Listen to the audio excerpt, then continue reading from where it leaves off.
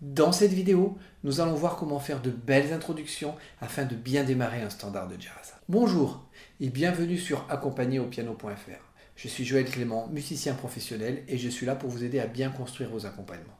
Alors dans une précédente vidéo, lien en description, nous avons vu comment bien démarrer une chanson. Pour les standards, on va faire des intros différentes, mais le principe de base sera le même. Une bonne intro doit être simple, efficace. Elle dure 2 mesures, 4 mesures ou 8 mesures. C'est ce qui se fait le plus couramment. Et elle va nous donner 3 types d'informations. La tonalité, le tempo, le style du morceau. Et très souvent, cette introduction va dire au chanteur à quel moment il doit démarrer. Bon, pour savoir comment bien démarrer un standard de jazz, eh bien ça se passe ici. Já me disseram que você anda pitando sete, anda chupando. Alors, comment savoir si on fait sur 2, 4, 8? Ça va dépendre du tempo. Quand c'est un morceau très lent, on va faire une intro sur 2 mesures. Si c'est un morceau tempo plus médium, ça va être sur 4 mesures. Un tempo rapide sur 8, voire sur 16 mesures. Alors, on va voir une première façon de faire les introductions sur les standards de jazz. C'est tout simplement reprendre la fin du morceau. Alors, je vous prends un premier exemple qui est I Fall in Love Too Easily. Le morceau termine par ça. I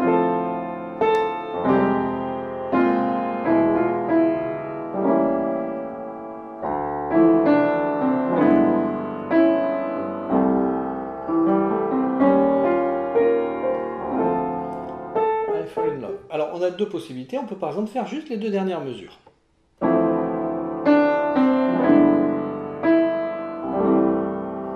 Alors vous avez une autre vidéo que j'ai faite sur laquelle je vous indique comment on peut faire une mélodie sur un standard de jazz. Donc là j'ai repris les 2 dernières mesures. Je peux également prendre les 4 dernières mesures, ce qui nous fait ça.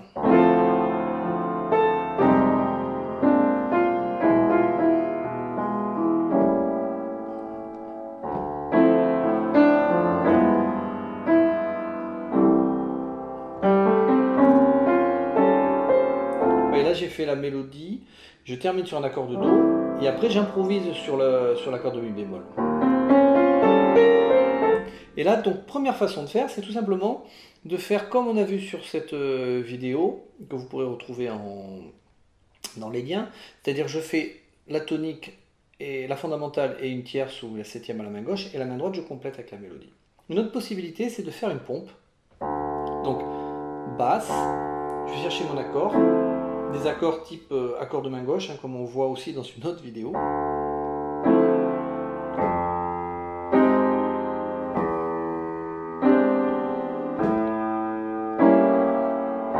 Voilà. Et je fais la mélodie à main droite.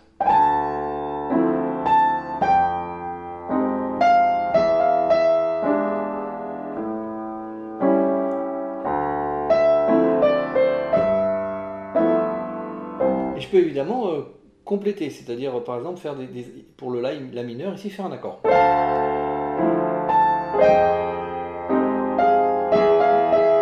là faire des accords pour compléter.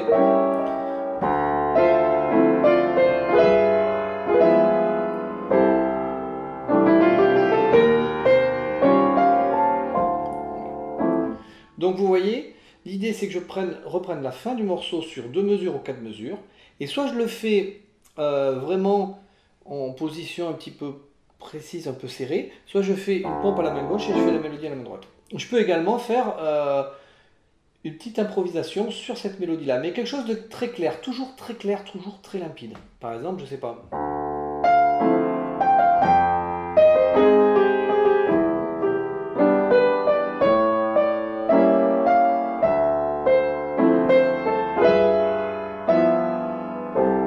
Et le chanteur va reconnaître un petit peu la grille, et il saura que c'est au bout de 4 mesures qu'il doit démarrer. Vous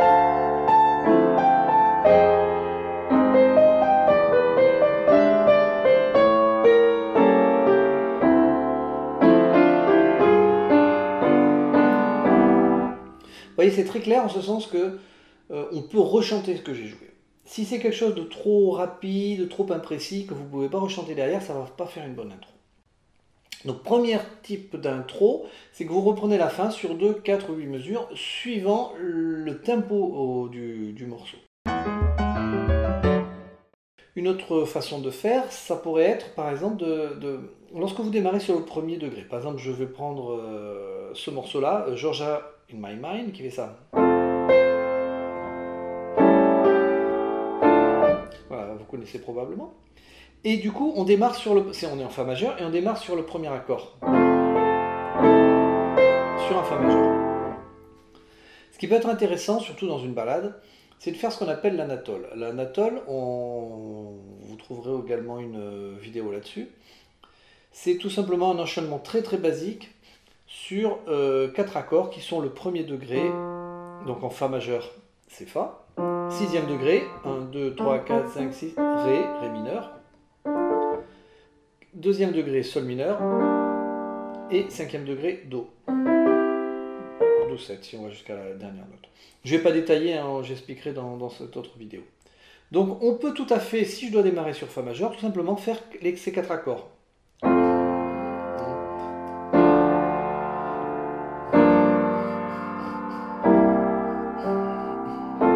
Et là, le chanteur, il a tout. Il a la tonalité, il sait quand est-ce qu'il doit démarrer, et puis il a le tempo et le style. Donc, vous voyez, je peux faire ça.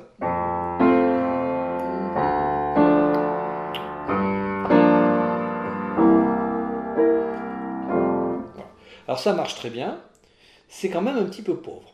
Alors ce qu'on aime bien faire, nous, en tant que jazzman, c'est enrichir les accords, et notamment enrichir les accords de dominante. Alors les dominantes, vous saviez, vous vous souvenez, c'est les accords 7. Alors on peut, déjà, première chose, enrichir les accords. On a un Fa, on peut le faire 7e majeur, Ré mineur. Alors ce qu'on aime bien, Ré mineur 7, ce qu'on aime bien faire là, c'est le transformer en accord 7. Ce qui nous fait ça. Et après on a notre Sol mineur et notre Do 7. Donc on a bien fait, au lieu de faire, on a fait ça. Voilà. Et ce qui peut être intéressant ensuite, c'est cet accord 7, de l'enrichir. Alors là, il y a encore une autre vidéo là-dessus sur l'enrichissement des accords de dominante. Tout simplement en rajoutant ce qu'on appelle la 9e. Donc la 9e c'est la seconde note. Donc en Ré 7, c'est le Mi ou le Mi bémol, ou le Mi dièse. Et la 13e, qui va être la sixte, dans ce cas-là, ça sera le Si ou Si bémol. Bon, je ne rentre pas dans les détails ici, juste essayer de comprendre un petit peu le principe. Hein. Donc ça me fait ça. Je peux faire par exemple ça. Vous voyez, je mets le Mi bémol et je mets le Si bémol. Et pareil sur le Do 7. J'ai ce qu'on appelle, j'ai altéré l'accord. C'est-à-dire j'ai mis la 9e mineure et la 13e mineure.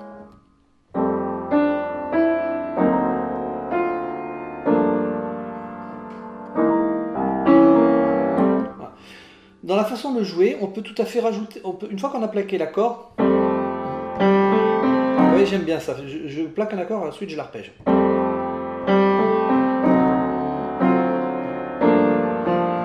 Et là je joue des notes de l'accord.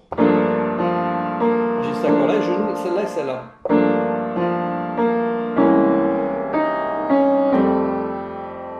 Voilà, j'ai pris ces altérations, j'aurais pu en prendre d'autres.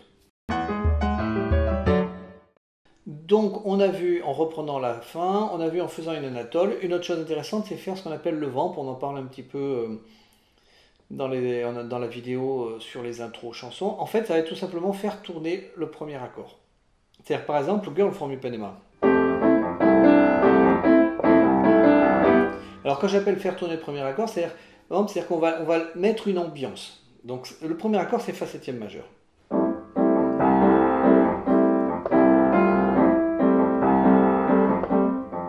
Tout simplement rester là-dessus sans rien faire d'autre. Du coup je donne bien le tempo, je donne le style et puis soit je continue comme ça, le chanteur démarre quand il veut, soit je lui fais ce qu'on appelle un appel, c'est-à-dire par exemple ça.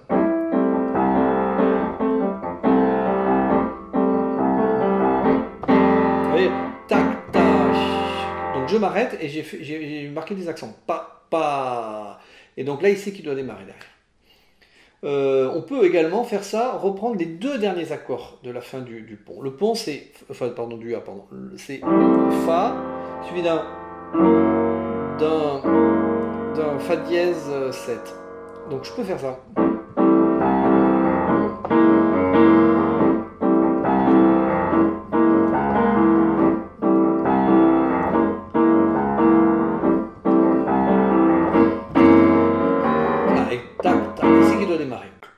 le même type d'exemple, je peux prendre par exemple Summertime. Hein, et donc qui démarre par ces deux accords.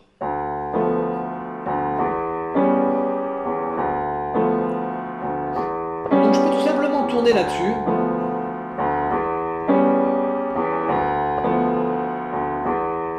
Je peux aussi faire.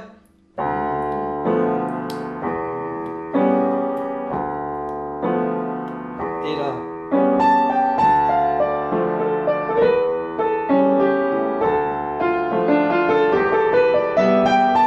Vous voyez, je fais des choses toujours très précises. Des rythmes vraiment clairs, des triolets ou des croches ou des doubles croches. Mais je reste très précis.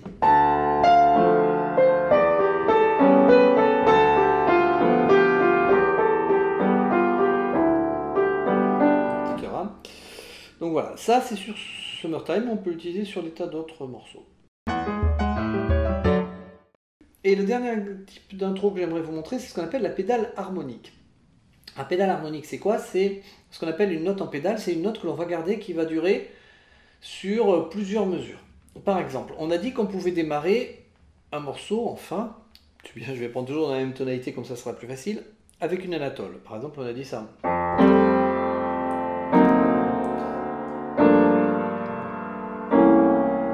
Ce que je peux faire, notamment à un tempo plus rapide, c'est garder une note en pédale, et en général ça va être le 5e degré. Donc dans ce cas-là, fa, le do, que je vais garder en pédale. Donc je vais toujours faire sonner ce do, et je vais changer les accords à la main droite, ça fait.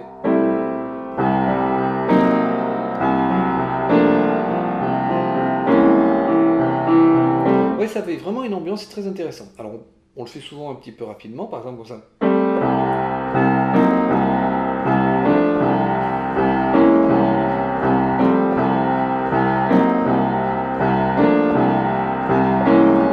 Vous avez vu, j'ai fait sur le 2 et le 4. 1, 2, 3, 4, 1.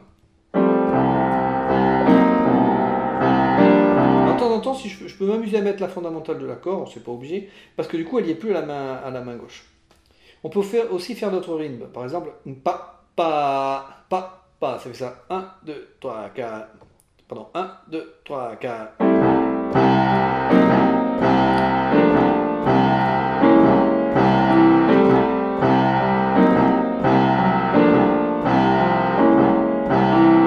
Ça marche sur un tas de morceaux, ça marche sur le blues. Des fois, je fais comme ça.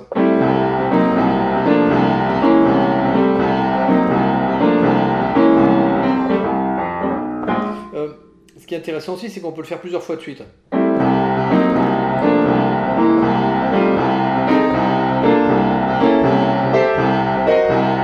Et vous pouvez monter, vous pouvez changer votre registre. Voilà, donc ça les 4 principales façons de faire des intros, et surtout l'idée, je vous le disais, c'était des intros que vous pouvez faire au pied levé, parce que bien évidemment, notamment sur les standards de jazz, vous pouvez décider à l'avance avec le chanteur d'écrire tel type d'intro. Mais là je voulais vous montrer des intros que vous pourriez faire voilà, comme ça, sans avoir à réfléchir et sans avoir à vous mettre d'accord avec le chanteur, et malgré tout des intros qui vont lui donner les indications requises.